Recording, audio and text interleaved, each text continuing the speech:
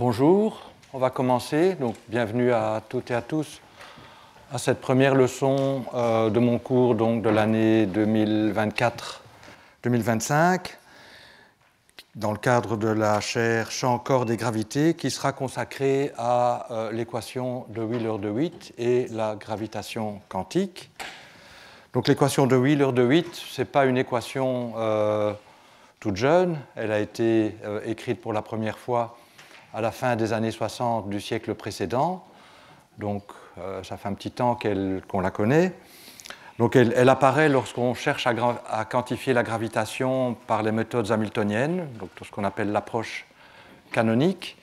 Cette équation a été très populaire au moment où elle a été écrite pour la première fois et dans les années qui ont suivi, mais elle possède des limitations, comme je l'expliquerai, en ce qui concerne, c'est le fameux problème de la non-renormalisabilité du champ de gravitation.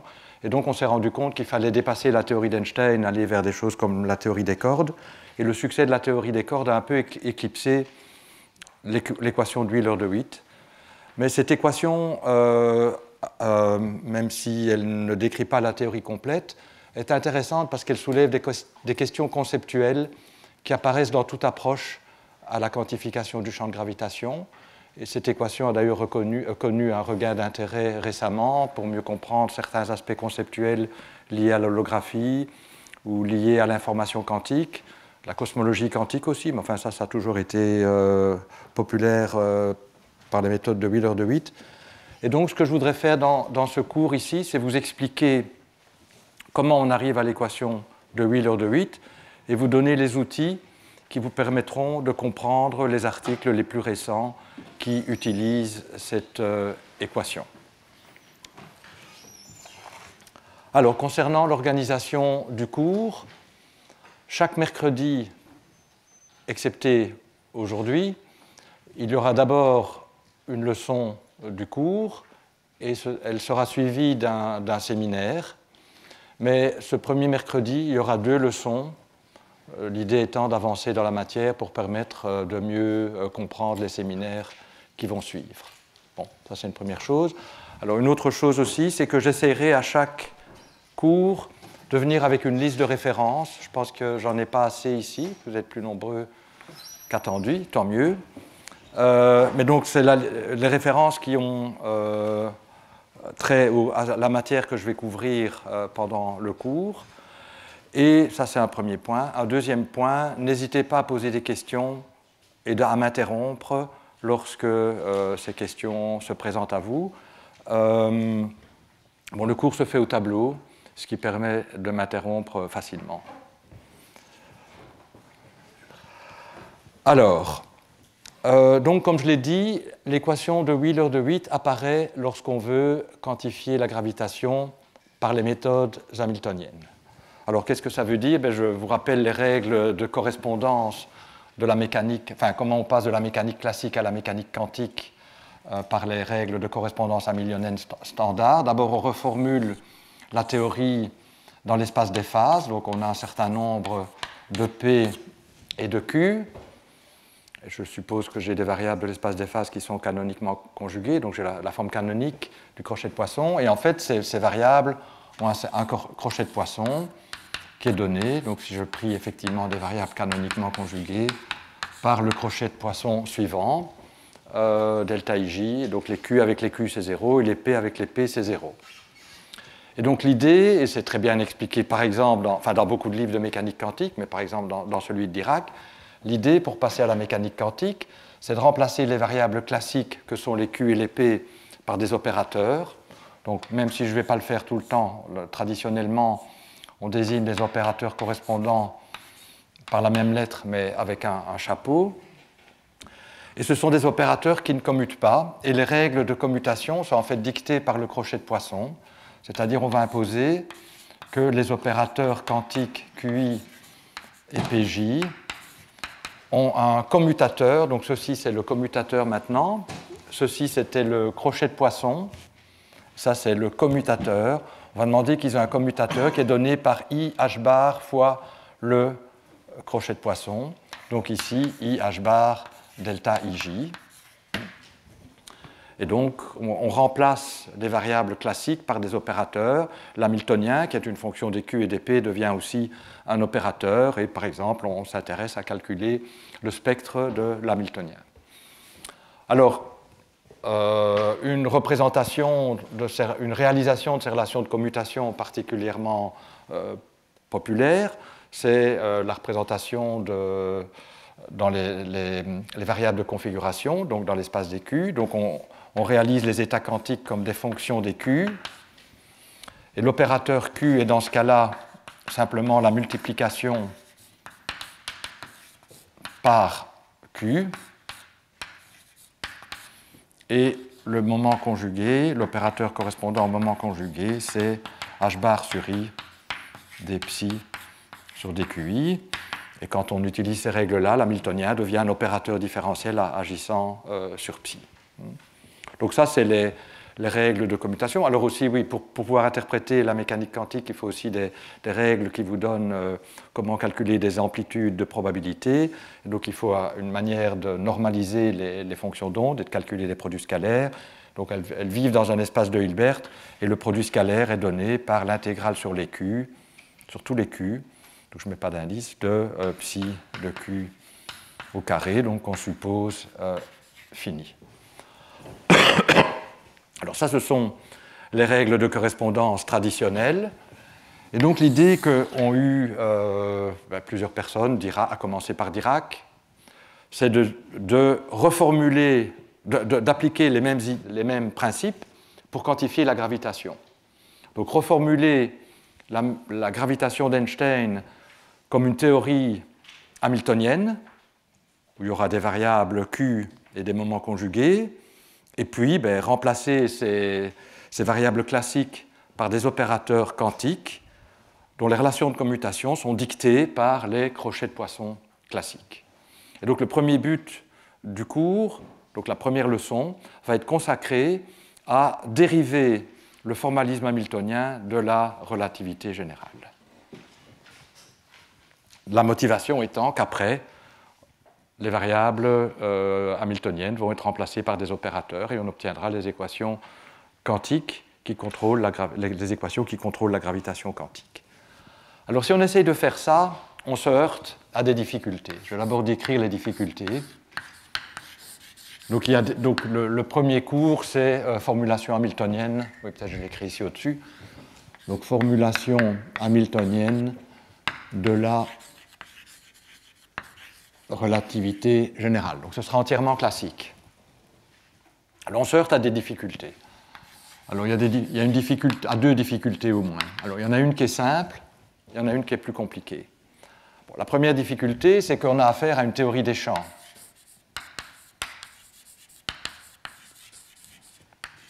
Bon, mais ça c'est...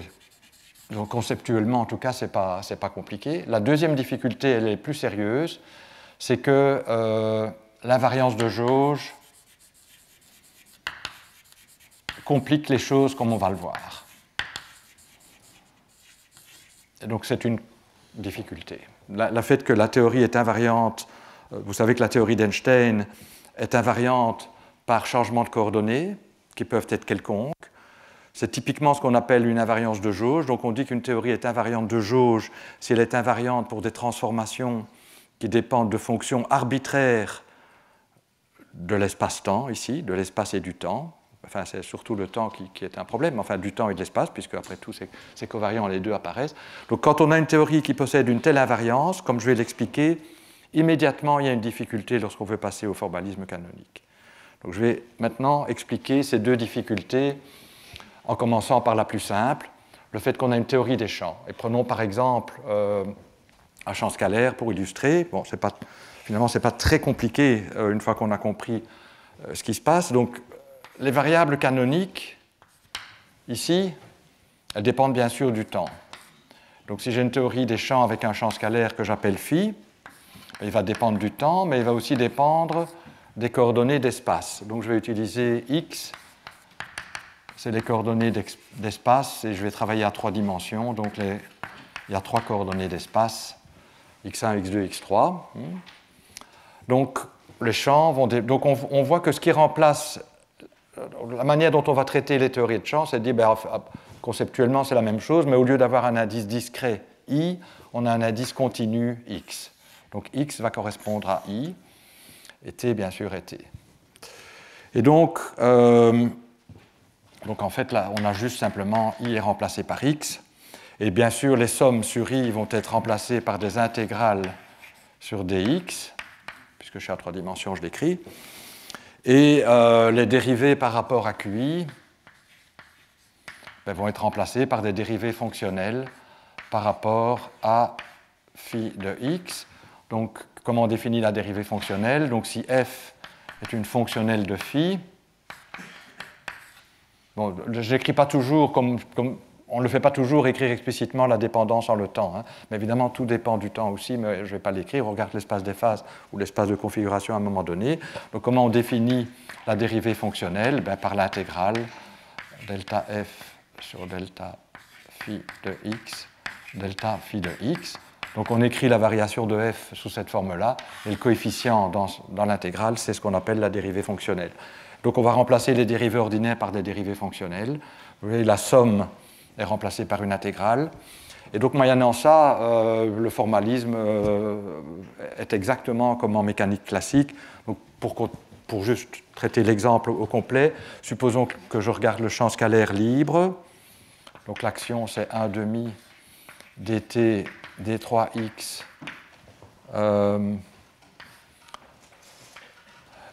phi point carré. Donc, j'isole la dérivée temporelle moins dk phi dk phi, dk phi. Eh bien, ce qu'on va faire, donc je peux écrire ça, si vous voulez, comme 1 demi fois l'intégrale sur dt du Lagrangien. Et le Lagrangien est donc donné par l'intégrale sur d3x de ce qu'on appelle la densité lagrangienne L, qui est donc donnée par 1 demi phi point carré moins dk phi dk phi. Donc il y a une sommation sur k. Hein.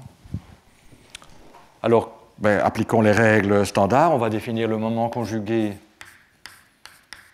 à phi en disant c'est la dérivée fonctionnelle du Lagrangien par rapport à phi point de x. Le Lagrangien L est donné par une intégrale.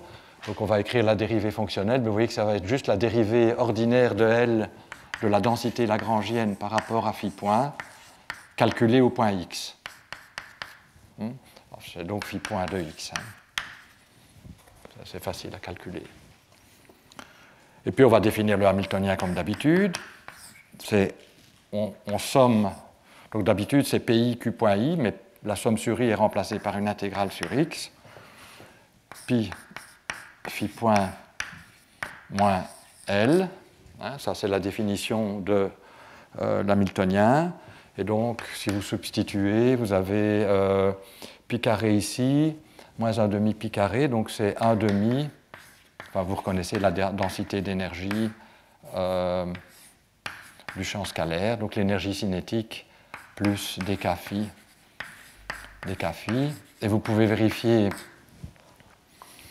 que les équations hamiltoniennes s'obtiennent à partir de cet Hamiltonien. Donc pi et phi sont canoniquement conjugués. Donc ceci s'appelle la transformation de Legendre. Hein. Donc pi et phi sont canoniquement conjugués. Donc on va avoir des relations de commutation qui sont les suivantes. Enfin non, la crochet de Poisson, on est toujours classique, qui sont delta de x moins y. Donc ça remplace le delta ij, hein, puisque c'est ce qui apparaît dans l'intégrale. C'est approprié à l'intégrale. Les autres crochets de Poisson seront nuls. Et vous pouvez vérifier très facilement que phi point est bien donné par le crochet de Poisson de... Donc on va spécifier l'indice. En x est égal au crochet de Poisson de phi de x avec h, crochet de Poisson. Et que pi point est donné par le crochet de Poisson de pi avec h. Donc, une fois qu'on a compris que c'était ça qu'il fallait faire, c'est-à-dire qu'il faut réellement voir x comme un indice, mais c'est un indice continu au lieu d'être un indice discret, il n'y a vraiment aucune difficulté. Donc là, cette difficulté n'en est finalement pas vraiment une, le fait qu'on soit en théorie des champs. Par contre, l'autre est beaucoup plus sérieuse. Alors avant de voir si Est-ce que tout le monde me suit? Ça a l'air. L'autre est beaucoup plus sérieuse. Alors l'autre, en fait, l'invariance de jauge implique que ce que j'ai fait ici, donc en fait, ce que je vous ai dit ici, c'est la transformée de Legendre, ou la transformation de Legendre, où on passe des vitesses au moment conjugué. Une propriété très importante que j'ai utilisée, c'est qu'ici, elle était inversible. C'est-à-dire ceci me définit les π en fonction des phi points, mais inversement, bon, particulièrement clair ici, ça me permet d'exprimer les phi points en fonction des π, ce qui est particulièrement important quand je veux réécrire l'hamiltonien uniquement en termes des variables de l'espace des phases sans vitesse. Donc je peux me débarrasser des vitesses précisément parce que je peux inverser cette transformation. L'inverse étant particulièrement trivial. Hein. Si A égale à B, B est égal à A. Bon.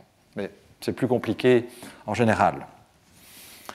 Alors ce que je prétends, c'est que dans le cas de la gravitation, et en fait dans le cas de toute théorie de jauge, la transformation de Legendre ne peut pas être inversible. Donc cette propriété qu'on suppose dans tous les cours de mécanique classique habituels, que la transformation de Legendre peut être inversée, en fait, dès qu'on a une théorie de jauge, et les théories des champs les plus intéressantes sont en général des théories de jauge, dès qu'on a une théorie de jauge, on ne peut pas inverser la transformation de Legendre, et donc ça coince. Alors, comment voir qu'on ne peut pas inverser la transformation de Legendre? L'argument, il est très simple. Supposons qu'on puisse inverser la transformation de Legendre. Je pourrais alors développer le formalisme canonique, comme je l'ai fait ici. Et je pourrais donc réécrire les équations lagrangiennes sous une forme hamiltonienne équivalente, comme ici. Ça, c'est ce que nous garantit le formalisme hamiltonien. Si la transformation de Legendre est inversible, on peut construire H, on peut construire, et on a donc des équations hamiltoniennes qui ont cette forme-ci. Ces équations hamiltoniennes, elles sont intéressantes parce qu'elles mettent les dérivées d'un côté, phi point, pi point, égale à quelque chose qui ne contient pas les dérivées. Et donc ces équations, elles sont sous ce qu'on appelle sous forme normale. Et donc, il y a des théorèmes généraux qui nous disent ces équations sous forme normale, pour des conditions initiales données, donc si je vous donne phi en t égale à 0 et pi en t égale à 0, vous pouvez construire phi et pi à tout moment, parce que les équations sous forme normale.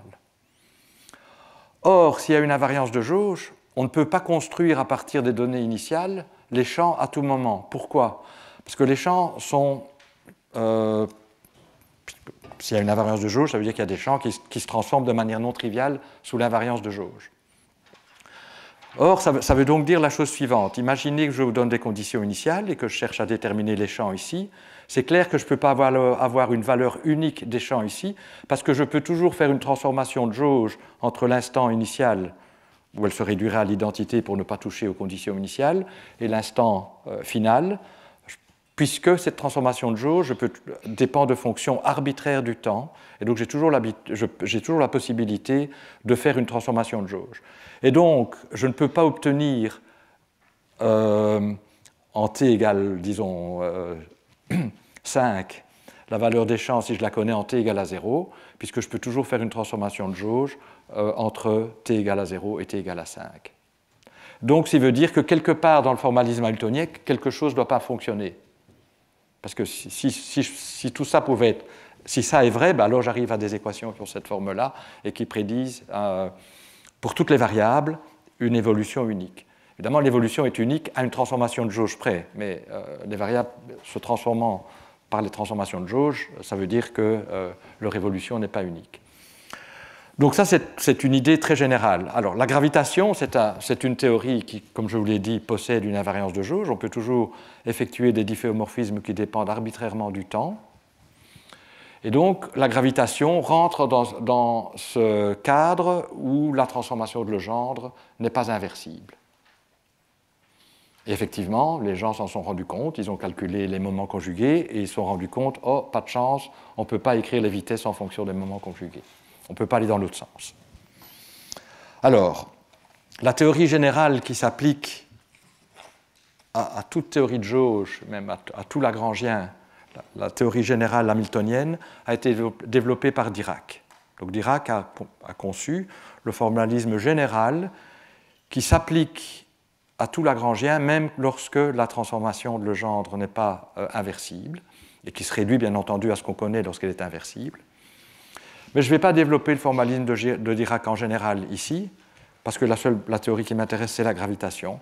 Donc je vais développer le formalisme hamiltonien dans le cadre précis de la gravitation. Je vous dirai quelles propriétés en cours de route sont réellement des propriétés générales et valables pour toute théorie de jauge, mais ce qui nous intéresse, c'est la gravitation, et donc je vais faire la gravitation.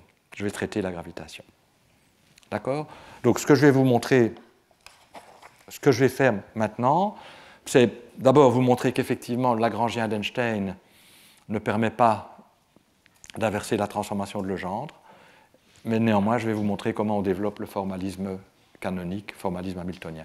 Donc j'utiliserai les termes canonique et hamiltonien comme synonymes.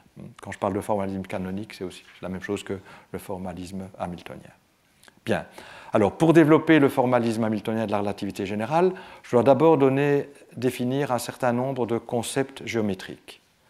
Donc, je vais d'abord faire un peu de géométrie relativement élémentaire, mais adaptée au formalisme hamiltonien pour les espaces pseudo-riemanniens, comme les espaces de la relativité générale. Donc, il va y avoir des préliminaires géométriques, indépendamment de la dynamique, donc c'est de la géométrie. Et puis, je vais revenir au Lagrangien d'Einstein, où je vais considérer le Lagrangien d'Einstein. Donc je vais avoir des préliminaires géométriques.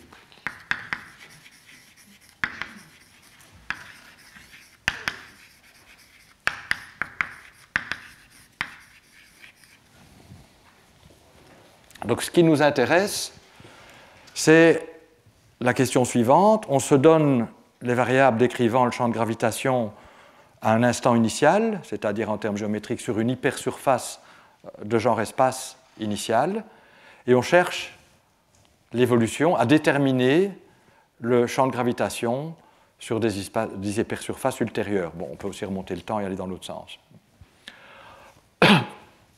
Donc, géométriquement, je vais supposer que ma variété d'espace-temps M4, c'est le produit d'une variable qu'on peut voir comme le temps fois une variété à 3 dimensions. Et donc je vais supposer qu'il y a un feuilletage, disons, de ma variété d'espace-temps par ces hypersurfaces à 3 dimensions, donc, définies par M3. Et je vais adapter le système de coordonnées de telle sorte que ces hypersurfaces aient pour équation x0 égale à constante. Donc x0 égale à une constante t, x0 est égal à t plus dt ici.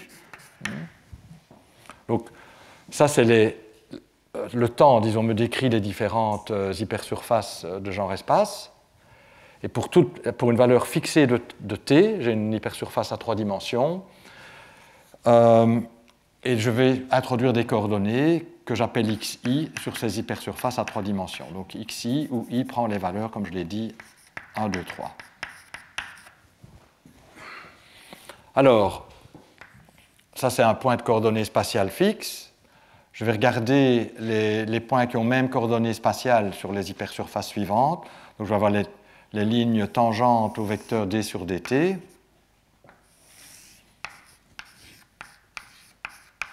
Qui me disent, quand je change t, comment on passe d'un point ici à un point là.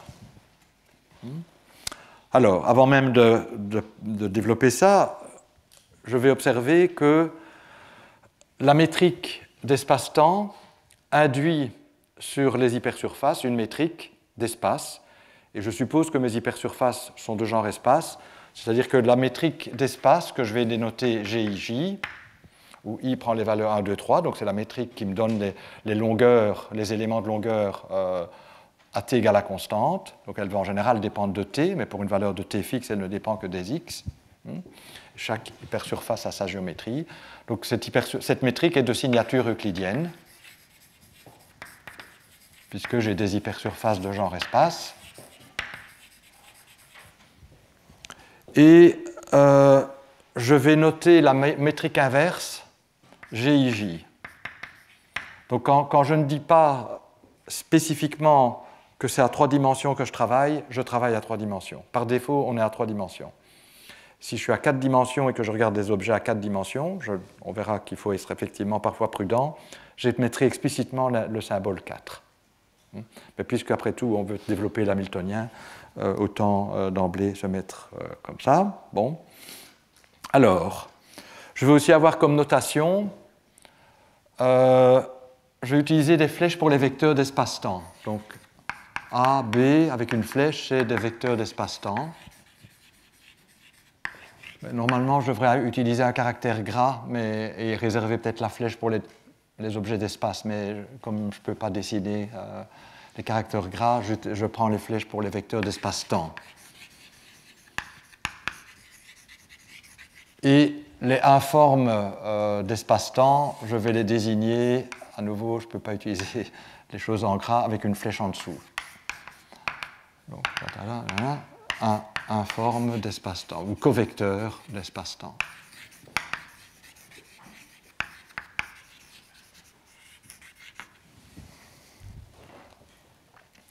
Alors, si je change mes coordonnées t, donc si je change t d'une hypersurface à l'autre, non, si je change x, pardon, si je fais des transformations où x va dépendre du temps, le point où cette ligne perce va changer. Donc le repère dans lequel on travaille habituellement, qui est d sur dt, d sur dxi, alors d sur dxi, c'est bien attaché à l'hypersurface, mais d sur dt peut changer. Donc ça n'a pas une signification invariante très claire d sur dt, puisque ça va dépendre du choix des coordonnées. Et rappelez-vous, les coordonnées, on peut les changer. Donc je peux effectivement, je peux aussi changer le feuilletage, mais même à feuilletage donné, je peux, en changeant la coordonnée x de manière qui dépend du temps, je peux changer les lignes xi égale à constante. Et donc clairement, je peux changer ce vecteur d sur dt. Il est plus intéressant de travailler dans une base qui ne dépende pas de ce choix. Et pour cela, on va introduire la normale normée aux hypersurfaces xi égale à constante. Et plutôt que de travailler dans la base d sur dt, d sur dxi, on va travailler dans la base, clairement c'est inversible, n d sur dxi. Donc n, c'est la normale normée, donc c'est défini par deux conditions. D'abord, n est orthogonal à l'hypersurface, ça veut dire que c'est orthogonal aux trois vecteurs d sur dxi. Donc, je vais utiliser plusieurs notations. Donc, une notation intrinsèque, c'est de dire que le produit scalaire de g avec les d sur dxi, c'est égal à 0. Parfois, je vais utiliser les choses en composantes. Donc, j'écrirai n lambda d sur... Donc, et ici, je vais mettre e i mu. Donc, e i mu, c'est la composante mu du vecteur d sur dxi. Et c'est bien entendu delta mu i. Donc, c'est égal à 0. C'est la même équation. Là, c'est écrit de manière un peu plus intrinsèque. Là, c'est écrit en composante. C'est le produit scalaire de n avec e, avec les ei qui est égal à 0. Et donc, il y a une somme, donc, les indices grecs prennent les valeurs 0, 1, 2, 3, donc toutes les valeurs d'espace-temps, et les indices, ils sont sommés, bien entendu.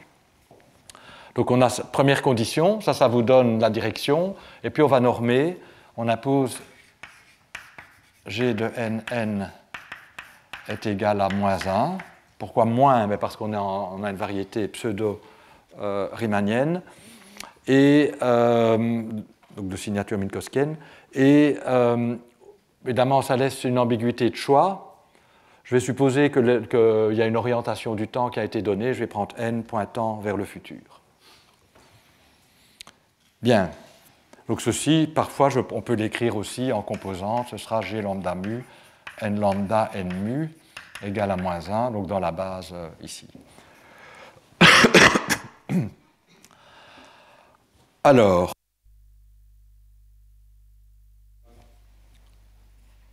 il est utile d'avoir les formules de changement de base complètes, mais pour cela, donc, je vais introduire ce qu'on appelle le laps, la fonction de laps et le vecteur de shift. Donc, fonction de laps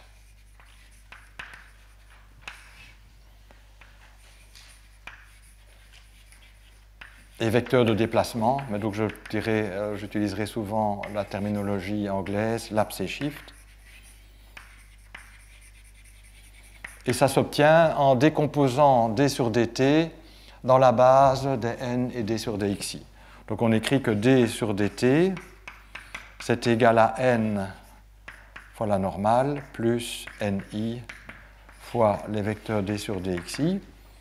Donc ceci s'appelle la fonction de laps, ou le laps, et ceci s'appelle le vecteur de déplacement, ou le déplacement, et j'utiliserai parfois la terminologie anglaise, laps et shift. Donc, alors le laps, j'utiliserai parfois pour rappeler que c'est la composante le long de la normale, j'utiliserai parfois le symbole perpendiculaire. Mais ça, c'est la même chose. Donc, parfois, je voudrais insister là-dessus, je mettrai perpendiculaire, mais si c'est évident, je ne l'écrirai pas. Alors, donc en fait, qu'est-ce que me dit cette décomposition? Mais quand je passe de l'hypersurface T à l'hypersurface T plus dt, ben, je me déplace d'une certaine quantité le long de la normale, qui est donnée par n, et puis je me déplace aussi de manière tangente par un vecteur qui est donné par ni. D'accord? Donc ça, c'est la signification géométrique de n et ni.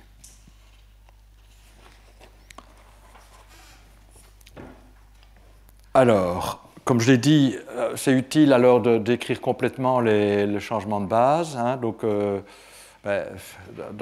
a d sur dt en fonction de ça, et d sur dxi, c'est bien entendu d sur dxi. Donc, on a ces éléments, ces vecteurs de base en termes de ceci, c'est la définition du laps et du shift. Donc, je le réécris ici, d sur dt, c'est n fois la normale plus ni d sur dxi, et d sur dxi ici, c'est bien sûr d sur dxi là. C'est les mêmes vecteurs tangents aux lignes de coordonnées xi. Alors ça, c'est facile à inverser. Il suffit juste d'écrire la normale en fonction des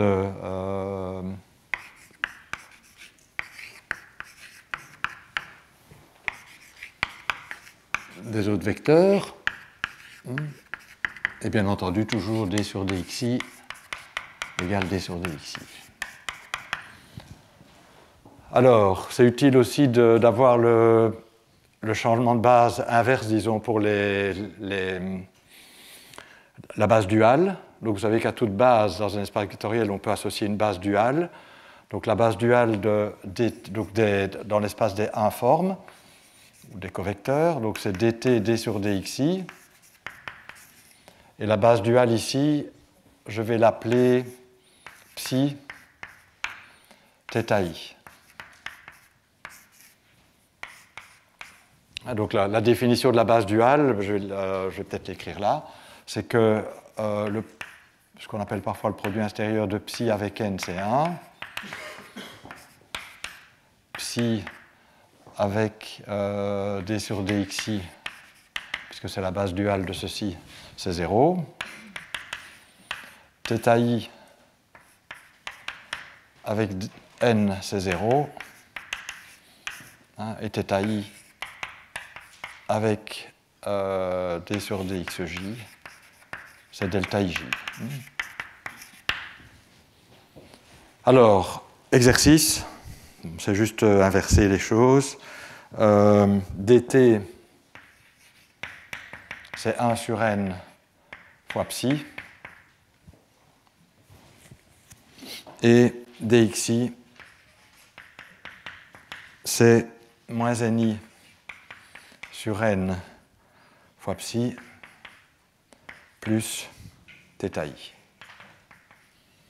Donc dt et dxi satisfait par rapport à la... C'est informe, pardon, satisfont par rapport à la base dt sur dxi aux mêmes relations que psi et θ par rapport à n et d sur dxi.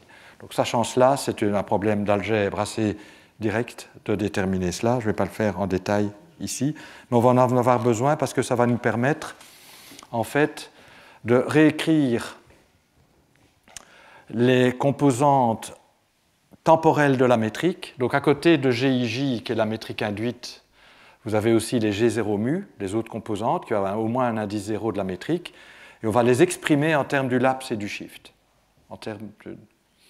Et pour faire cela, c'est utile d'avoir parce que c'est un changement de base. Donc si on a tous les changements, si on a les changements de base et des bases duales dans les deux sens, en fait, on peut tout calculer. Donc là, en fait, la métrique dans la base, peut-être j'utilise lambda mu, je ne sais pas, enfin, c'est des indices grecs. Dans la base d sur dt, d sur dxi, je l'appelle g lambda mu, donc c'est une certaine matrice. Et je peux réécrire cette même métrique dans la base n d sur dxi, où elle a une structure plus simple, parce que n étant orthogonal à d sur dxi, et de norme moins 1, on sait qu'on a ici cela, et puis là j'ai les gij.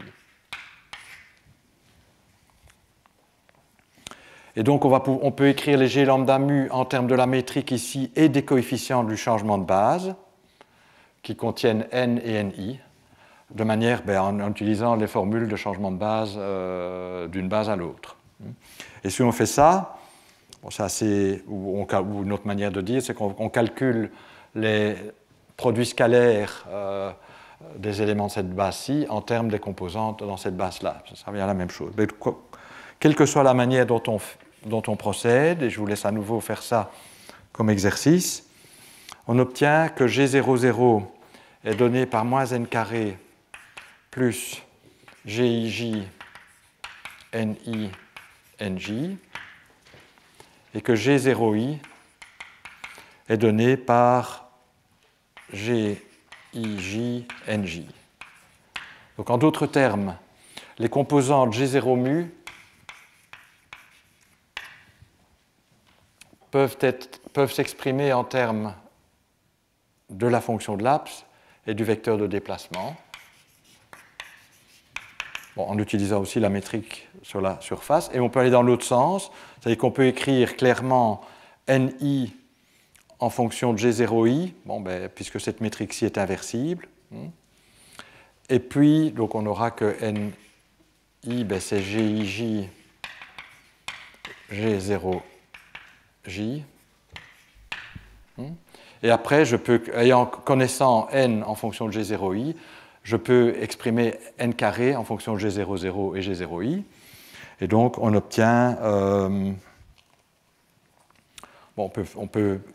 soit j'inverse ceci directement, mais en fait, on peut montrer, et je vais le démontrer, on peut le montrer, et que en fait, n carré, c'est égal à moins G00. C'est-à-dire que cette expression-ci, où je mets ceci dans l'autre sens et que je résous, en fait, ça me donne juste l'inverse de G00. À nouveau, ces formules-là ne sont pas très compliquées à obtenir. Donc ceci me montre que je peux exprimer les G0 mu en fonction de n et de ni, et ceci me montre que je peux exprimer les ni et n en fonction des G0 mu. D'accord ? Que ça va dans les deux sens. Donc à nouveau, si ceci n'est pas clair pour vous, faites le changement de base. C'est vraiment des formules d'algèbre linéaire. Je connais un tenseur dans une base, je veux connaître les composantes de ce tenseur dans une autre base, ça fait intervenir les composantes dans l'ancienne base et les éléments de la matrice de transformation qui relie les deux bases qu'on a calculées. Donc puisqu'on a ça et qu'on connaît la métrique dans une base, c'est facile de calculer dans une base. Donc ça, je vous laisse faire. Autres expressions utiles quand on veut développer le hamiltonien, même si je ne vais pas tout faire en détail, mais je vous les écris comme ça, vous les avez toutes. À nouveau, je vous laisse faire comme exercice que les composantes avec les indices au-dessus, G0i, c'est ni sur n carré, et que, alors c'est là justement qu'il faut faire attention, les composantes ij de l'inverse de la métrique inverse d'espace-temps, ce n'est pas égal à gij, c'est gij moins ni nj sur n carré. Donc, ici, vous avez une matrice 4 par 4, vous l'inversez, et je regarde les composantes ij de cette matrice inverse. Et je prétends que ce n'est pas l'inverse, les composantes ij de cette matrice inverse ici. Ça, c'est assez clair finalement. S'il y a des G0 mu différents de 0, on ne va pas avoir les mêmes formules. Et en fait, les deux sont reliés par cette relation-ci. Donc ça, c'est l'inverse de la métrique d'espace. Ça, c'est les composantes ij de la métrique d'espace-temps. et les deux sont reliés comme cela, ça fait intervenir le laps et le shift. Si évidemment NI est égal à 0, ça veut dire que cette métrique est aussi diagonale par bloc, un peu la même structure, et alors on a égalité. Mais si NI est différent de 0, c'est un peu plus compliqué. Donc à nouveau, je ne passe pas de temps à dériver ces formules parce que c'est juste de l'algèbre linéaire. Si cependant il y a un problème conceptuel à les dériver, n'hésitez pas à m'en parler après le cours ou à vous manifester d'une manière ou d'une autre.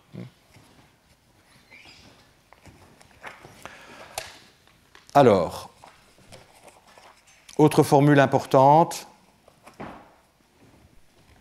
et là je vais l'utiliser, c'est si je calcule le déterminant de la métrique à 4 dimensions. Donc le déterminant de cette métrique-ci. Il est clair que si je peux écrire cette métrique en fonction du laps du shift et ici de ce qui est là, je peux aussi calculer le déterminant. Alors si on fait le calcul, qu'est-ce qu'on obtient? Alors je vais l'écrire tout de suite, moins le déterminant à la puissance 1/2, parce que c'est ce qui apparaît dans le Lagrangien d'Einstein. Eh bien, ça va être le laps, la fonction de laps, fois le déterminant de la métrique d'espace-temps. Alors ça, c'est une formule qu'on va utiliser. Donc à nouveau, c'est un exercice que je vous laisse faire, qui consiste simplement, une fois qu'on a calculé le déterminant ici, et à le relier au déterminant de cette matrice-ci, qui fait apparaître le déterminant de GIJ, clairement, et le déterminant de la matrice de changement de base. Qu'on peut d'ailleurs calculer facilement, on le voit ici, hein, ce n'est pas très surprenant. Vous voyez que cette matrice la matrice de changement de base, elle est triangulaire, hein, et donc ceci ne va pas jouer dans le déterminant. Alors une autre relation qui va être importante, c'est si vous calculez les composantes de la normale dans la base d sur dt, d sur dxi, eh bien, vous allez obtenir 1 sur n moins ni sur n, et en fait, c'est juste la relation que j'ai écrite ici. Donc une autre manière, si je prends les composantes mu de ça, la composante temporelle, c'est 1 sur n, et les composantes spatiales, c'est moins i sur n. Donc cette relation-là, je l'écris parfois comme ça, parce que c'est comme ça qu'elle va apparaître dans les calculs, et n mu indice en bas.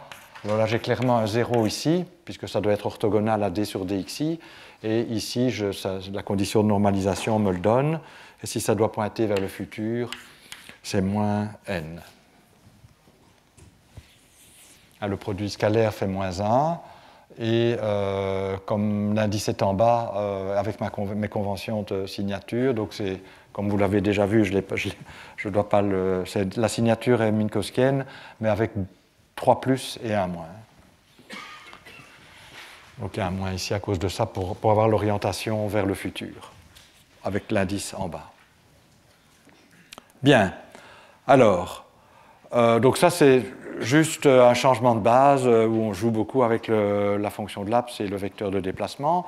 Il n'y a rien de bien profond, mais c'est des formules qui sont utiles quand on veut décomposer le Lagrangien d'Einstein, qui est écrit dans le formalisme de manière covariante d'espace-temps, quand on veut le décomposer dans l'espace et le temps, c'est-à-dire puisqu'on veut formuler les choses de manière hamiltonienne. Alors j'ai presque terminé mes préliminaires géométriques. Il y a encore un concept important que je dois introduire, qui est celui de courbure extrinsèque. Donc j'ai parlé ici d'abord de géométrie intrinsèque, qui est définie par GIJ, donc qui vous donne la manière de calculer des distances dans les hypersurfaces t égale à constante. Et bien entendu, ces hypersurfaces peuvent être courbées, et donc on pourra définir un tenseur de courbure, un tenseur de Riemann associé à GIJ. C'est ce qu'on appelle la courbure intrinsèque. Mais à côté de cela, il y a une courbure qu'on appelle la courbure extrinsèque, que je vais définir maintenant. Oui.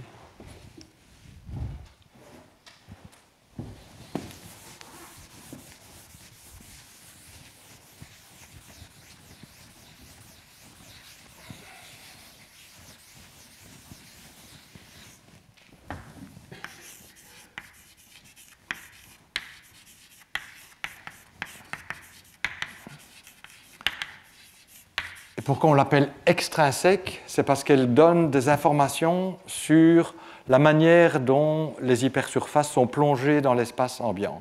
Donc c'est extrinsèque, ça contient de l'information en plus. Donc pour prendre un exemple, si je prends cette feuille, il n'y a pas de courbure intrinsèque, c'est plan, la métrique est euclidienne, mais je peux, cette feuille, la plonger de plusieurs manières différentes dans l'espace euclidien. Je peux soit faire comme ça, un hyperplan, soit je peux courber comme ça. Et donc, il y a différentes manières de plonger la même géométrie intrinsèque dans l'espace-temps. Et la courbure extrinsèque va caractériser ce plongement. C'est-à-dire que la courbure intrinsèque sera la même dans tous les cas, mais elle ne sera pas la même dans ce cas-ci que dans ce cas-ci ou que dans ce cas-ci. Et donc, on va introduire ce tenseur maintenant. Alors oui, encore une notation qu'on utilise souvent, même c'est je vais être amené à distinguer des dérivées covariantes d'espace-temps.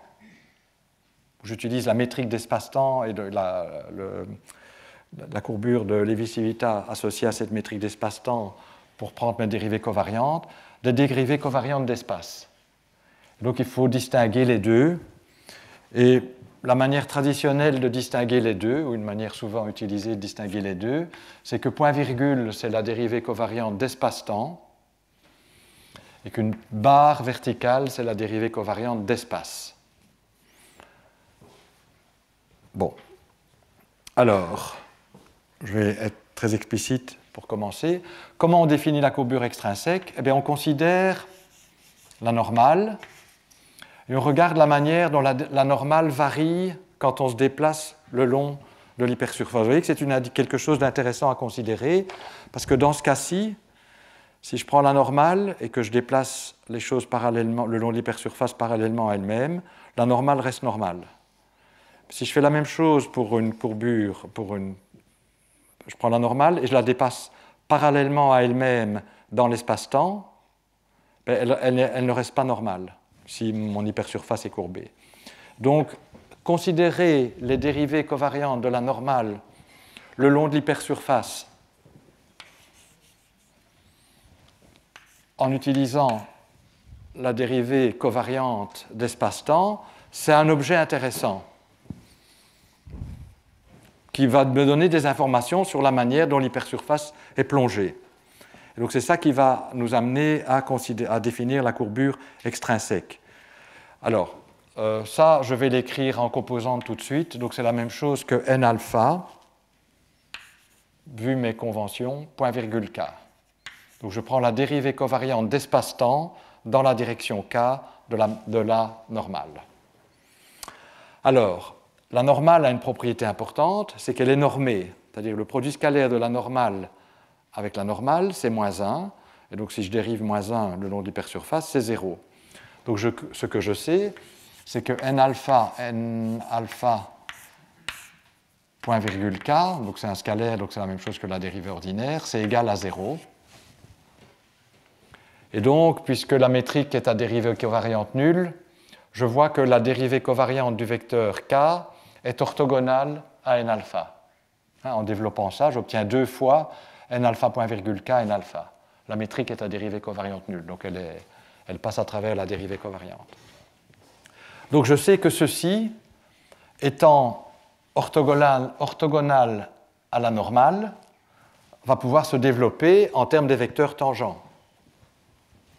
Et donc ce qu'on peut écrire, c'est ceci doit être une combinaison linéaire des vecteurs tangents. Donc je pense que j'avais introduit déjà cette notation que j'appelle, oui, ici.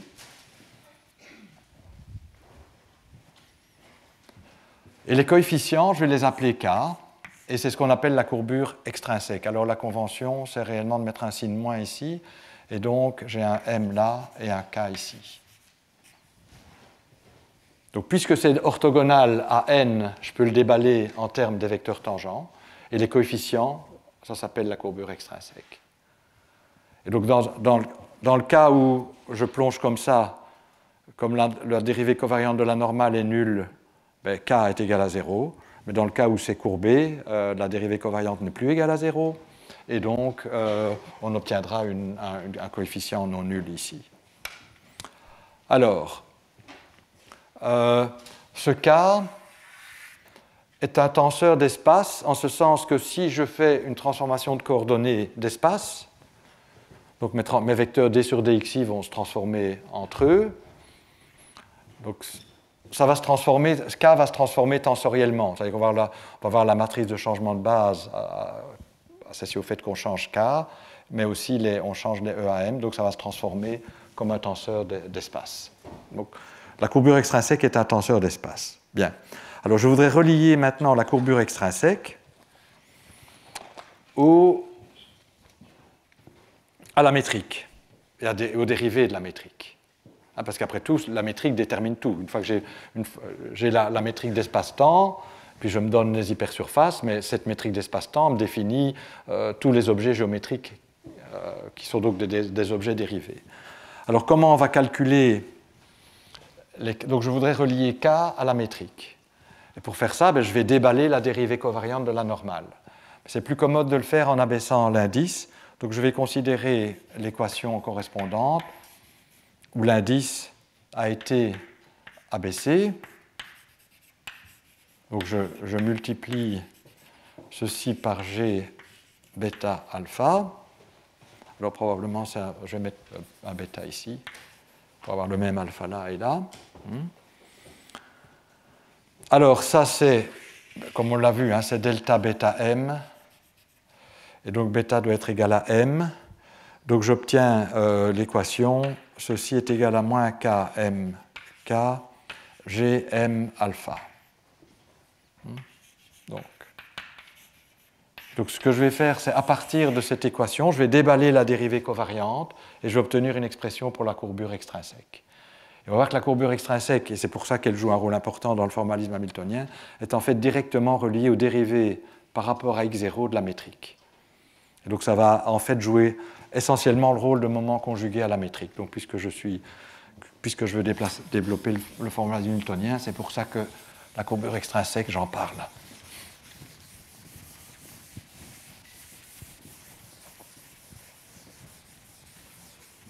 Alors, déballons cette équation-là. Bon, il y a redondance, puisqu'on sait que ceci est orthogonal à n alpha.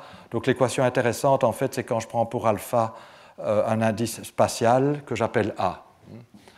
Donc je vais considérer NA point virgule K. Il y a aussi une équation où alpha est égal à 0, mais comme on sait, ces équations sont un peu redondantes puisqu'on a ça. Donc l'équation pour 0 n'est pas très intéressante, enfin, est conséquence de ce que je vais dériver. Donc on regarde tout de suite la partie importante.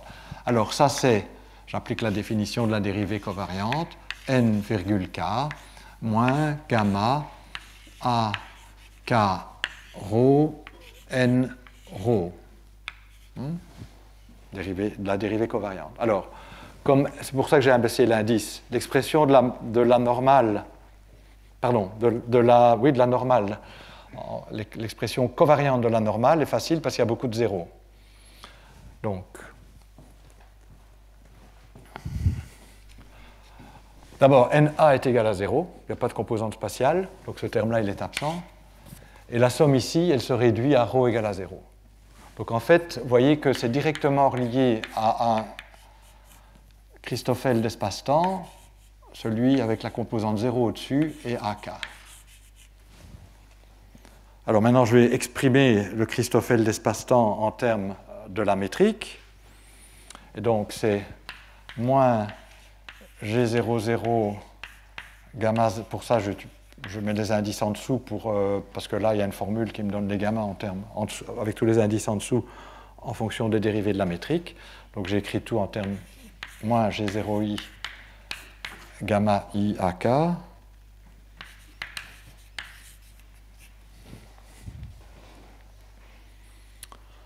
Alors je vais mettre un 4 parce que là il faut faire attention a priori. Puisqu'il n'y a que des indices spatiaux, ça pourrait prêter à confusion, mais on va voir. Alors maintenant, je vais utiliser G00, je vous l'ai donné quelque part. en fonction du laps et du shift. Je vais tout écrire en termes du laps, du shift et de la métrique spatiale. Hein. Et donc G00, c'est moins n carré.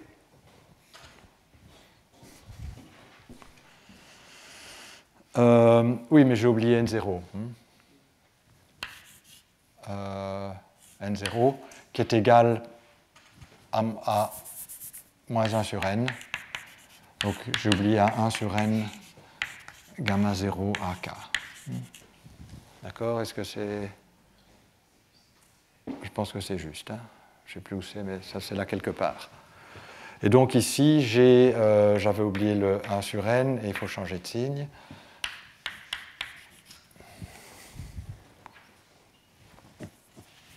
Mais G00, c'est moins n carré, donc ça me donne moins n gamma 0 AK. Et G0i, je l'ai écrit quelque part, c'est ni sur n carré. Oui. Donc ça me donne plus ni...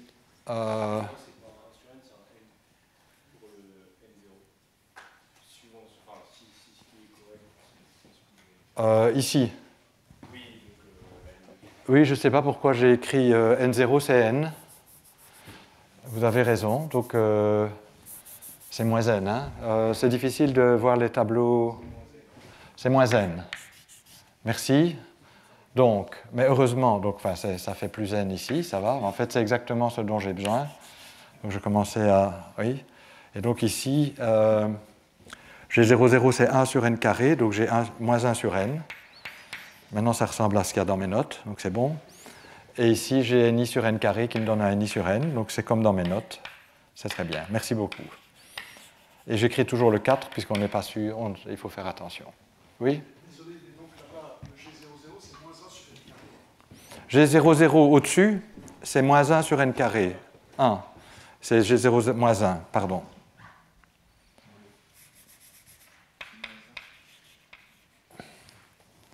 Alors là, c'est à mon avis... Donc là, évidemment, je ne les ai pas dérivés, donc j'ai recopié, mais probablement que j'ai mal recopié. On va vérifier. Enfin, ça maintient l'attention du public. Merci, oui, effectivement. Bien.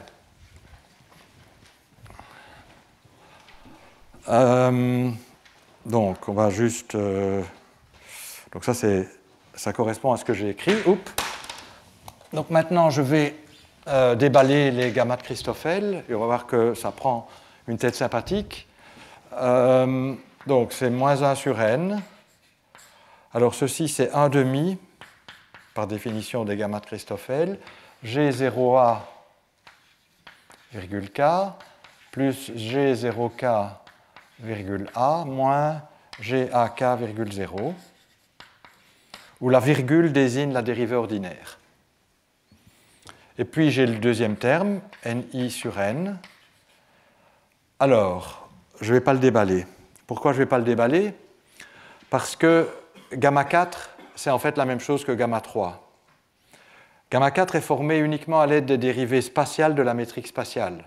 Comme la métrique spatiale est la même et que les dérivées spatiales sont les mêmes, ceci c'est réellement gamma 3. Donc je vais réécrire plus ni et... Je vais pas être fidèle. J'avais dit j'écris pas 3 quand c'est 3. Enfin, ici, pour insister sur le fait que c'est la même chose, je mets gamma 3. Alors, vous voyez apparaître ici le shift avec des dérivées ordinaires. Et vous voyez apparaître aussi les dérivées temporelles de la métrique. Donc, je vais écrire ceci comme moins 1 sur 2n.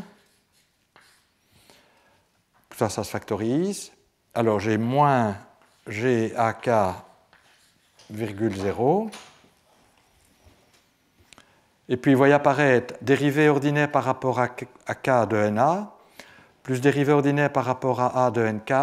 Et puis vous avez des termes ici qui vous covariantisent ces dérivées ordinaires.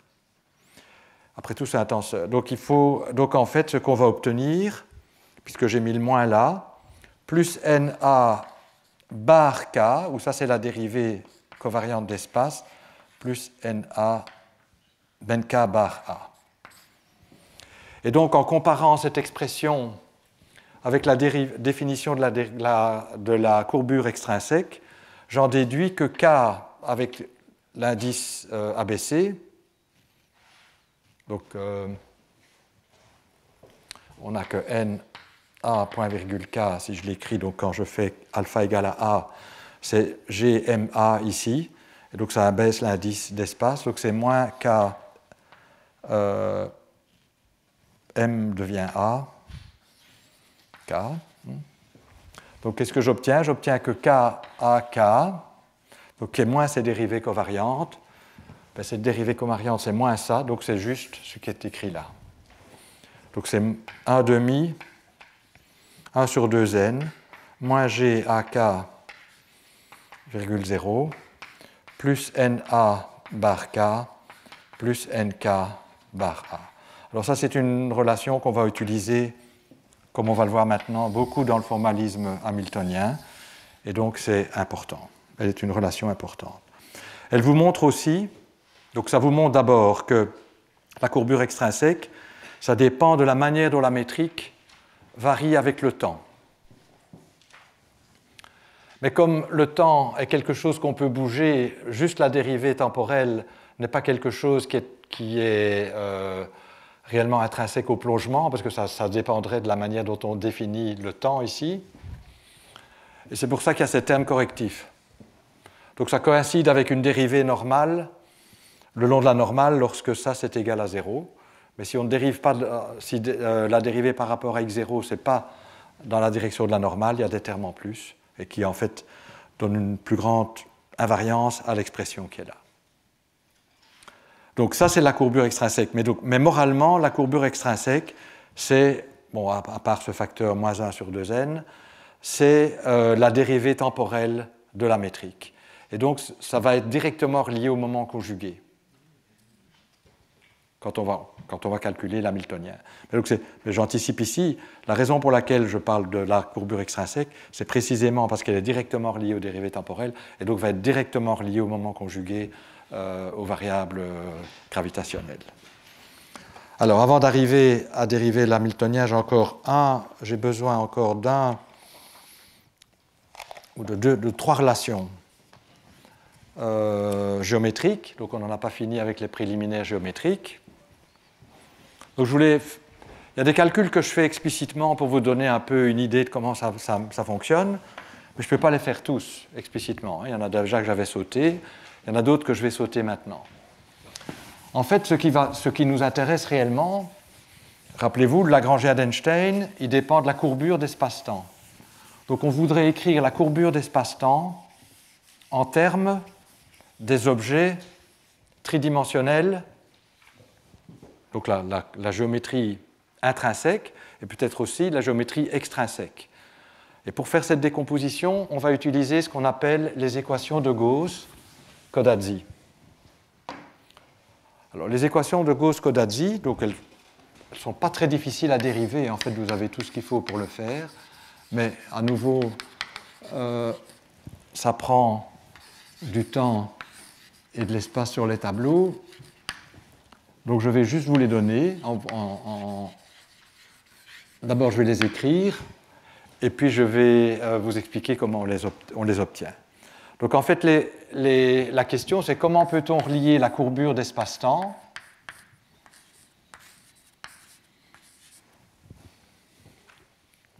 aux objets qu'on a introduits, c'est-à-dire la métrique d'espace, aux objets tridimensionnels qu'on a introduits, c'est-à-dire la métrique d'espace, et le tenseur de courbure extrinsèque, qui est un tenseur tridimensionnel, mais qui a des informations sur le plongement. Donc il a aussi des informations sur les dérivées temporelles, comme on l'a vu.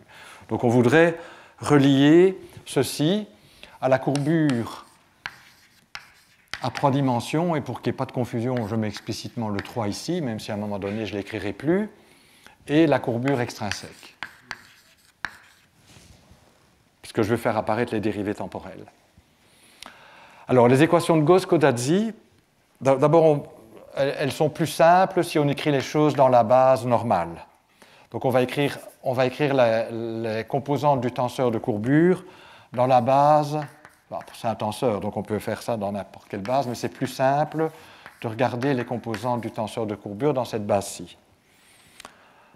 Alors, les équations de Gauss-Codazzi permettent de relier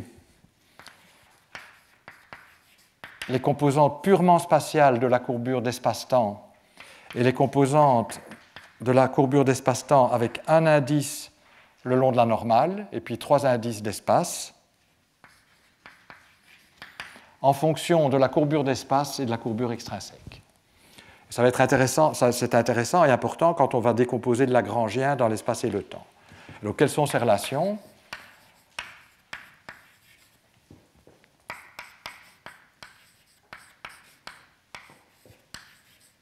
Eh bien, il y a un terme qui est d'abord la courbure ordinaire à 3 dimensions. Donc, je ne l'ai pas écrit ici, mais peut-être je l'écris.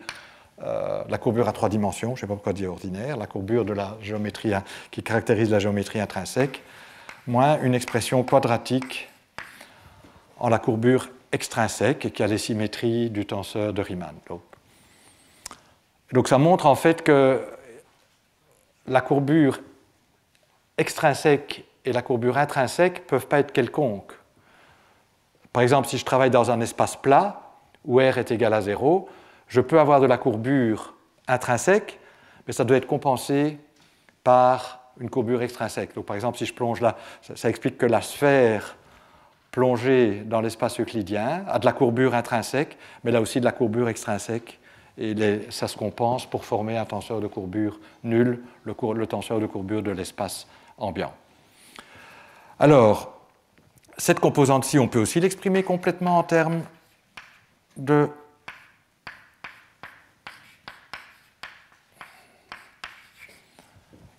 K, donc c'est des dérivées covariantes de K, donc ça c'est une barre, hein.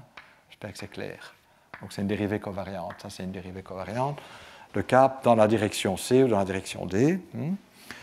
Par contre, les composantes, donc ça c'est les relations de Gauss-Codazzi. La manière la plus directe, il y a des manières, disons, plus subtiles, mais qui... on n'est pas obligé d'être subtil pour dériver les équations de Gauss-Codazzi. Vous utilisez la définition du tenseur de Riemann, ça fait intervenir les gammas, et puis vous utilisez le lien entre K et certaines composantes gamma 0, et puis vous obtiendrez aussi les gamma 4 reliés au gamma 3, et ça fait apparaître les K, et juste en déballant, vous obtenez ces relations. Donc ce n'est pas très compliqué. Et de nouveau, c'est un calcul que je passe, parce que je pense que ça prendrait plus que la fin de l'heure, de la leçon. Bien, donc je ne vais pas le faire, mais c'est dans tous les livres de géométrie. Alors, si je regarde la courbure, le Lagrangien d'Einstein, parce que mon but est d'écrire le Lagrangien d'Einstein en termes de ces variables géométriques adaptées au feuilletage et à la décomposition de l'espace-temps, l'espace et le temps. Vous voyez qu'il me manque des composantes, c'est-à-dire que la courbure R4, c'est R, je peux l'écrire comme ça, alpha, bêta, alpha, bêta. Et donc, je vais avoir R4 A, B, A, B. Donc, si je travaille dans cette base-là, élever les indices ou les ABC, c'est très facile, c'est avec la métrique d'espace-temps. Donc ça, je peux utiliser cette relation-ci pour l'exprimer en termes d'objets tridimensionnels. Mais j'ai aussi la composante où alpha vaut perpendiculaire, un indice le long de la normale. Bon, du coup, puisque c'est antisymétrique, j'ai un B ici. Et puis j'ai l'autre où c'est B qui est perpendiculaire, mais c'est évidemment, vu les relations de symétrie du tenseur de Riemann, 2 fois. Et donc, avec juste les relations de Gauss-Codazzi, je peux écrire ce premier terme en termes des quantités tridimensionnelles, mais ce deuxième terme, il n'est pas dans la liste. Donc je dois vous dire quelque chose, si je veux avancer, concernant ce deuxième terme. En fait, ce deuxième terme, on peut l'écrire, je vais écrire ça comme ça, mais pour une raison, juste pour être sûr que je copie les choses proprement. Oui, donc ceci, peut-être je vais l'écrire. Oui, peut-être je change quand même, je fais déjà le calcul ici. Ça, c'est R4 AB AB. Donc je vais permuter les indices, ça ne change pas parce que j'ai un signe moins ici, j'ai un signe moins, mais je vais abaisser l'indice perpendiculaire, et là comme la métrique dans la base ici, c'est moins 1, ça me donne un signe. Donc je vais réécrire ça comme moins 2, R4, B ou A, enfin perpendiculaire, B perpendiculaire. D'accord ? C'est un indice de sommation, là je l'ai remplacé A par A. Je prétends, alors, ça c'est un calcul à faire, qui est un peu plus long, mais qui se trouve dans les références que je vous ai données, et qui exprime ce tenseur ici de la manière suivante. Donc je vais l'écrire et puis je commente. C'est moins KAB, KAB, plus K carré. Donc K, c'est la trace de la courbure extrinsèque. Donc par définition, c'est KAB, GAB, où j'élève les indices à l'aide de la métrique inverse d'espace. Hein? Donc c'est une relation, une identité qu'on peut démontrer et qui dit la chose suivante, plus une divergence covariante pour un certain W, mais dont l'expression ne va pas m'intéresser parce que parce que je m'intéresse à l'action. Donc, théorème ou exercice, ceci est égal à ça. Alors, à nouveau, ce n'est pas très compliqué à démontrer, mais ça me prendrait beaucoup trop de temps à faire. Si ça se trouve dans les références que je vous ai données, si ça vous pose des problèmes, j'ai refait le calcul, je peux même vous donner des notes là-dessus. Si vous avez des difficultés, mentionnez-le moi la semaine prochaine. Hein, donc voilà, donc ça c'est une relation qui est importante, parce que ça va me permettre maintenant de passer au formalisme hamiltonien, et terminons avec, disons, les préliminaires géométriques. Donc en fait, ce qui m'intéresse réellement, c'est la décomposition de R. Alors j'ai déjà écrit R4, fois racine de moins G, en fait, puisque c'est ça qui apparaît dans l'action de Einstein-Hilbert. Donc on va réécrire ceci en termes des objets tridimensionnels. Donc, là, je vais utiliser le fait que R, c'est relié à la courbure spatiale. Donc, je vais avoir R4 ABAB. Donc, ça va être R3 ABAB, mais ça, c'est la courbure spatiale. Donc, le premier terme qui va venir de là, c'est la courbure spatiale d'espace. Pardon, qui vient de là. Donc, ce qui vient de là, mais donc, j'utilise cette relation, ça vient de là, ça va être la courbure d'espace. Hein, je contracte les indices comme ici. Donc, ça me donne la courbure d'espace. Donc, je n'écris pas le 3, mais quand ce n'est pas écrit, ça veut dire que c'est 3. Par défaut, c'est 3. Plus, et donc, je dois contracter ici cet indice-ci avec celui-là, et celui-là avec là. Donc, A avec C, et B avec D. Donc, j'ai plus K carré, moins KAB, KAB, fois racine de moins G, qui est, d'après ce qu'on a vu, N racine de G, spatiale.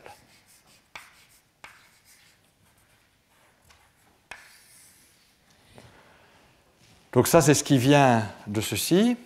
Et maintenant, on va écrire ce qui vient de là. Ben, c'est ce qui vient de là, c'est moins 2 K 1. À nouveau, pardon, c'est moins 2 ici, donc ça fait moins 2 par moins, donc ça va faire plus 2 KAB,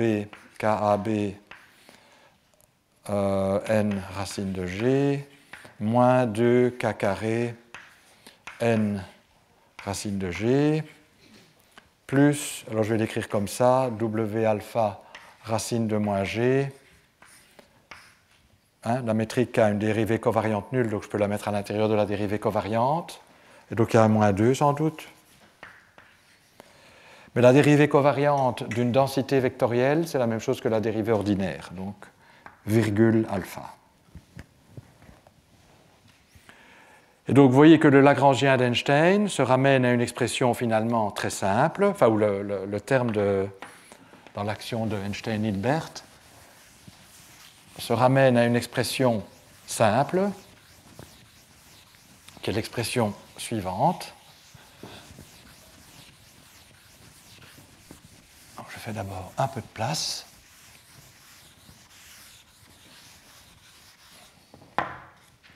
Donc ce que j'apprends, et puis tout le reste on pourra l'effacer, parce que tout le but était de dériver cette relation-ci, c'est que R racine de moins G, c'est égal donc à la courbure, donc j'ai d'abord un N racine de G qui multiplie tout. Et puis qu'est-ce que j'ai? J'ai la courbure spatiale, et puis j'ai une expression quadratique en la courbure extrinsèque. Alors vous voyez que j'ai plus K carré ici, moins 2K carré là, moins KAB, KAB, plus 2 KAB, KAB. Donc, en fait, j'obtiens plus KAB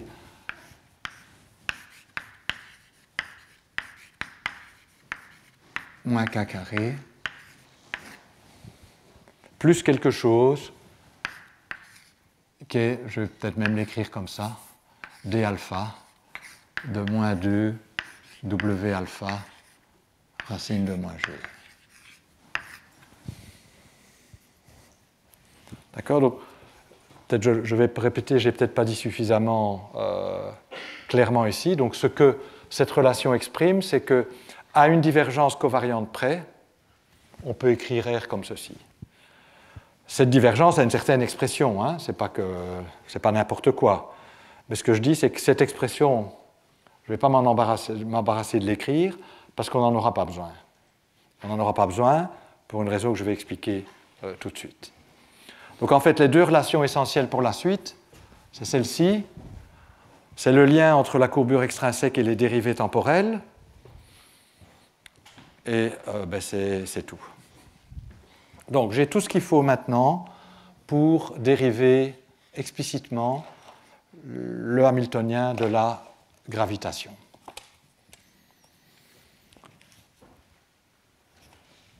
Bon, je vais essayer de le faire en 10 minutes. Donc, je vous rappelle donc formulation hamiltonienne, donc ça doit être le point suivant, 3.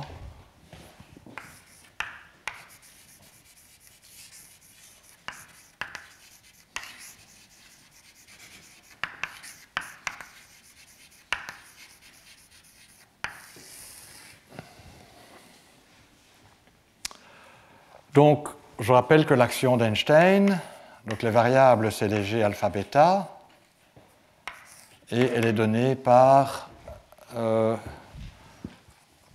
des facteurs qu'on va faire égaux à 1, mais si je les mets C3 sur 16 pi grand G, où G est la constante de Newton, intégrale de R4, racine de moins G4. Oui, donc là c'était clairement G4, hein, sinon il y a des I qui s'introduiraient. Donc, enfin, autant le mettre. J'espère que je l'avais mis, oui. D4x. Donc dx0. Donc je mets dx0, d3x. Alors je vais faire c égale à 1 et 16 pi g est égal à 1. Donc dans ce cas-là, le facteur ici, c'est 1. Bien.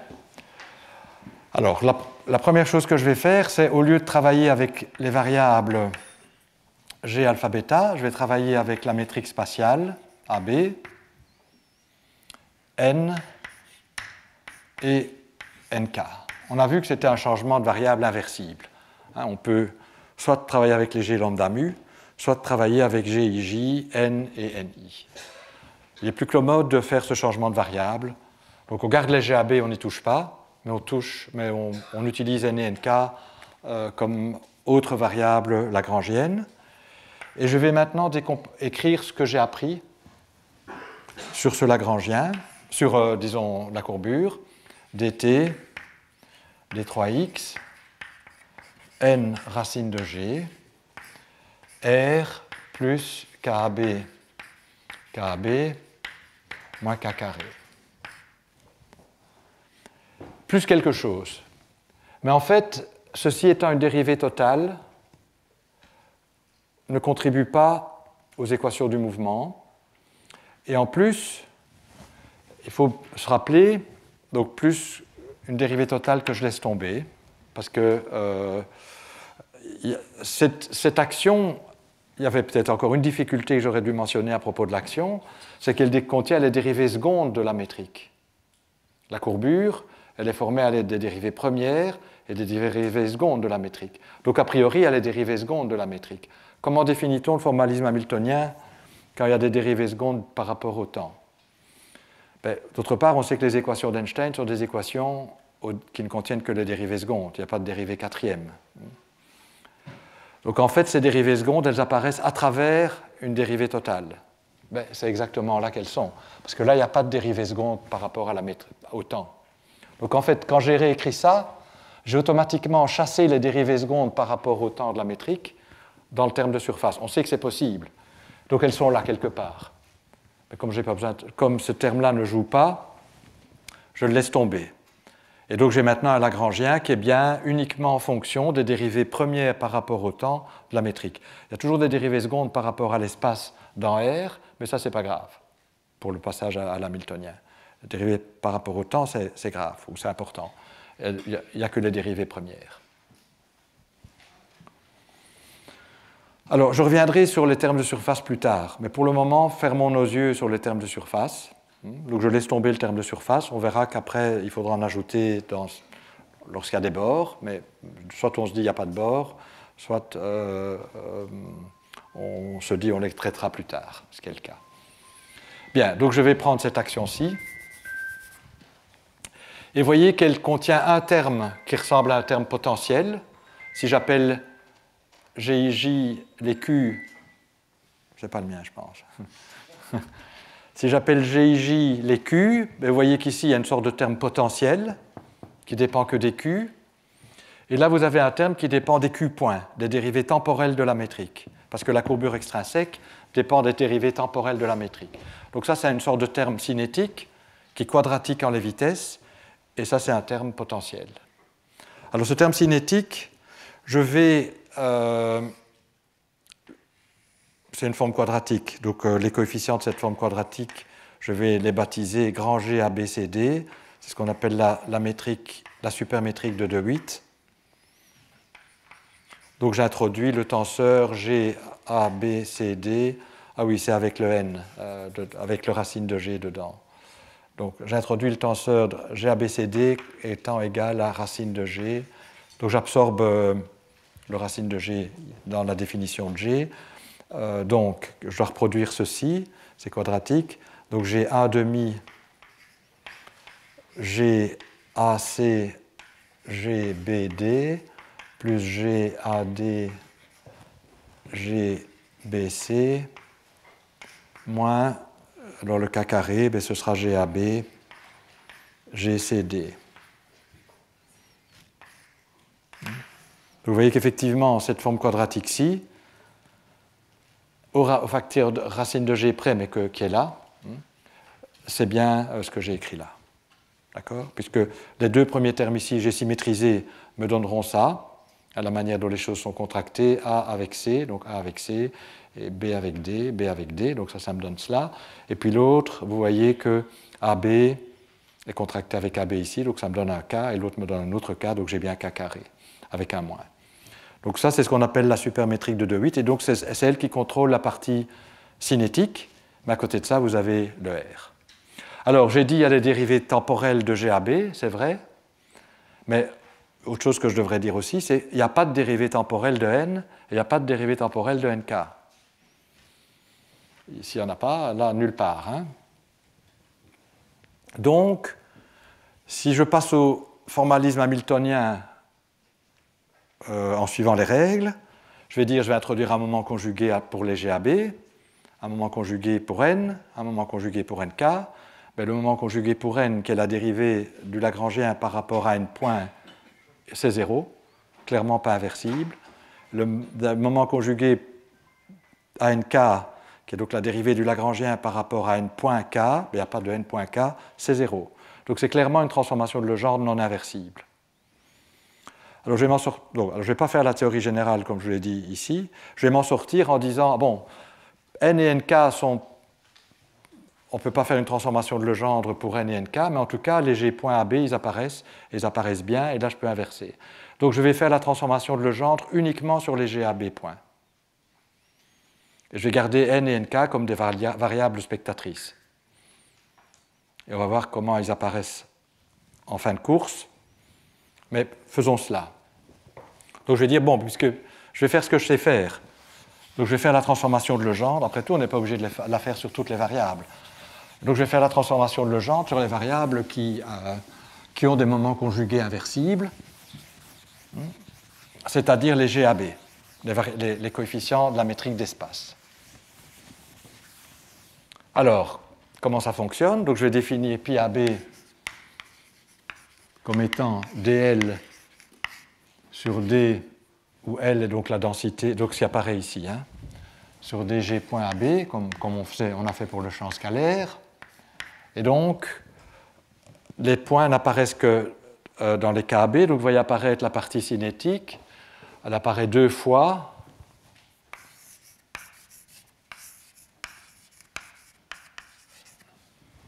Et puis je dois dériver les cas AB par rapport aux vitesses. Ça va me donner un facteur moins 1 sur 2n. Donc je vais avoir un moins 1 sur 2n KCD.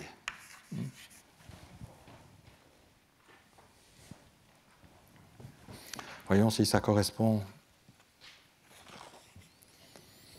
à mes notes. Ça a l'air. Donc ceci, c'est moins GABCD KCD. Donc vous voyez que les moments conjugués, c'est effectivement une combinaison linéaire des cas avec des coefficients qui dépendent de la métrique, mais disons, pour les vitesses, elles sont là. D'accord? Le racine de G, il est absorbé dans le grand G. Hein. Et ça, je peux l'inverser. Pourquoi je peux l'inverser? Parce que cette supermétrique, donc la métrique dans l'espace des métriques, est inversible. Alors, comment on voit ça? En construisant l'inverse. Donc je prétends que G, A, B, C, D, donné par l'expression suivante, 1 sur 2 racine de G, G, A, C, G, B, D, plus G, A, D, G, B, C, moins G, A, B, G, C, D,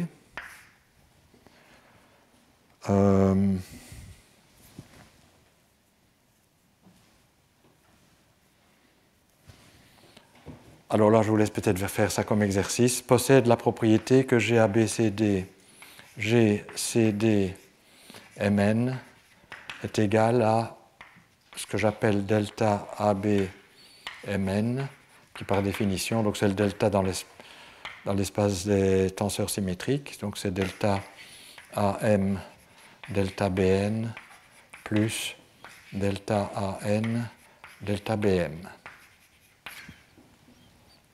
Donc je prétends que cet objet-ci possède cette propriété-là.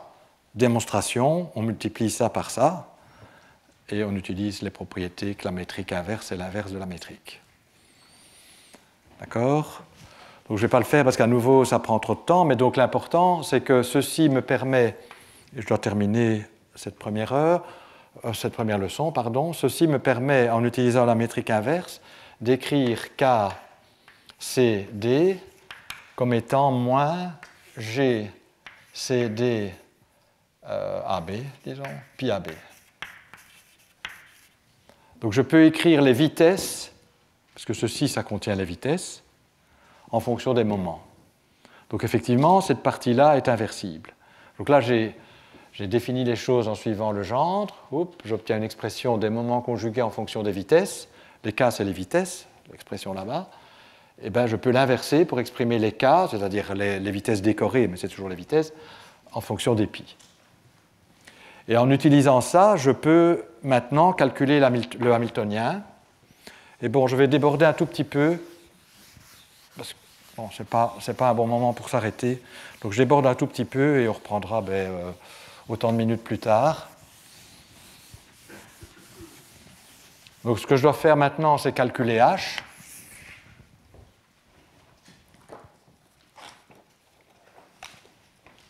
Alors H, c'est l'intégrale d 3x de PQ point, puis IJ, G point, IJ moins L. Donc on va utiliser... Alors d'abord, on va compléter... Bon, je vais faire les choses pas trop vite. Je dois l'écrire en termes de G et pi. Je dois me débarrasser des vitesses. Pour me débarrasser des vitesses, je vais faire apparaître K. Pour faire apparaître K, je vais aller utiliser la définition qui est là-bas. Et donc, ceci, c'est moins 2n KIJ. Donc, j'utilise les G en fonction des K et je mets ça de l'autre côté, enfin, ou d'une autre manière. Je mets K de ce côté-ci et G de ce côté-là. Donc, j'ai 2nk, moins 2nk, plus dérivée covariante NI bar J plus NJ bar I. Donc ça, c'est ce premier terme, moins L. Moins L, c'est-à-dire moins N. Alors, j'inverse la partie quadratique. Donc là, c'est facile. Je remplace K par son expression ici, et je remplace l'autre K par son expression là. Et donc, je vais avoir la supermétrique inverse fois les pi. Donc, moins G, IJ, Mn, pi IJ, pi Mn, qui est le L. Bon, mais il y a aussi le terme en courbure, qui lui est moins N racine de G fois la courbure. Donc, j'intègre tout ça sur D3X. Vaut mieux... oui. Surveillez-moi, parce qu'au tableau, toujours très dangereux.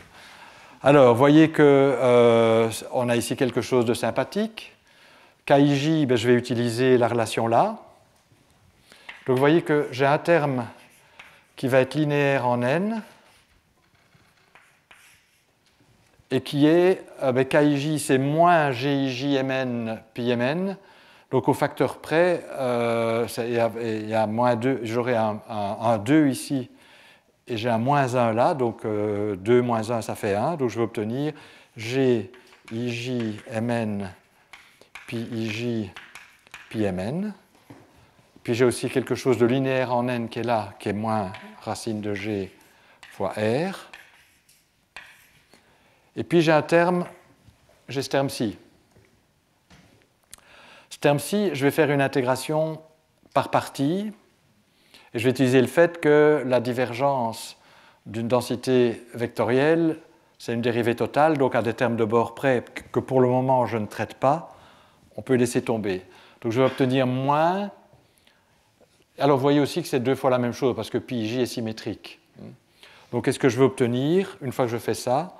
Moins, je vais l'écrire comme ça, plus ni, moins 2 pi i j bar j. Et alors j'ai utilisé aussi le fait que la dérivée covariante de la métrique d'espace était nulle, donc je peux élever cet indice-là et abaisser celui-ci.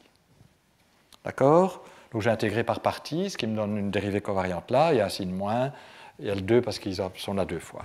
Donc vous voyez que le hamiltonien est linéaire en n et en ni. Hein. N et ni, là c'est uniquement les p et les q, les GIJ et les PIJ. Donc n et ni apparaissent linéairement. Et donc si je réécris l'action maintenant sous forme hamiltonienne, qui est équivalente à l'action de départ, on n'a plus besoin de tout ça.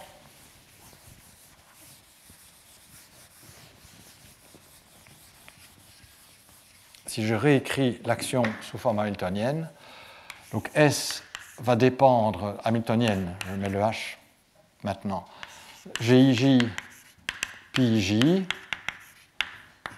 N, NK, Eh bien, c'est l'intégrale dt, l'intégrale des 3x de pi pq point, pi j, g point ij, moins le hamiltonien, c'est-à-dire moins n h, moins nk hk, où h, c'est gij mn pi ij pi mn, moins r racine de g, et où hk, c'est moins 2 pi k m, disons m. Et donc voilà l'action sous forme hamiltonienne. Et ce qu'on sait, c'est le formalisme newtonien, c'est que les équations du mouvement obtenues en extrémisant par rapport à pi et à g, mais aussi, même si c'était des variables spectatrices, c'est quand même des variables dynamiques, par rapport à n et à nk, sont équivalentes aux équations obtenues en variant cette action-ci, c'est-à-dire les équations d'Einstein. Mais ici, on a les équations, bon, je vais les discuter maintenant, je vais arrêter. On va prendre comme point de départ pour la leçon prochaine ceci, et on en dérivera l'équation de Wheeler de Witt. Mais d'abord, je devrais encore faire quelques commentaires classiques concernant cette action. Donc on va regarder d'un peu plus près à quoi ressemblent les équations du mouvement, quel rôle jouent n et nk, et comment pi, j et gij apparaissent dans les équations. D'accord ? Donc pour le moment, c'est juste des transformations en un sens. Donc maintenant, on peut... Donc c'était intéressant géométriquement parce qu'on a développé certains concepts, mais disons pour la physique, c'est réellement seulement maintenant que le point de départ arrive. On a l'hamiltonien, on a les variables dynamiques, et donc on va pouvoir faire des choses. Enfin, il fallait bien la dériver, cette action, et c'était l'objet de cette première leçon. Voilà. Donc s'il y a des questions, n'hésitez pas. Donc sinon, je propose qu'on fasse une pause jusqu'à 16h05. Et à 16h05, je reprendrai ça donc, à partir de là. Donc je ne vais pas effacer ceci. Vous voyez que j'ai défini H et HK, hein, c'est bien les quantités qui apparaissent là. Donc je vais garder ceci qui sera mon point de départ pour la deuxième leçon. Et on reprend à l'heure 5. Voilà, merci.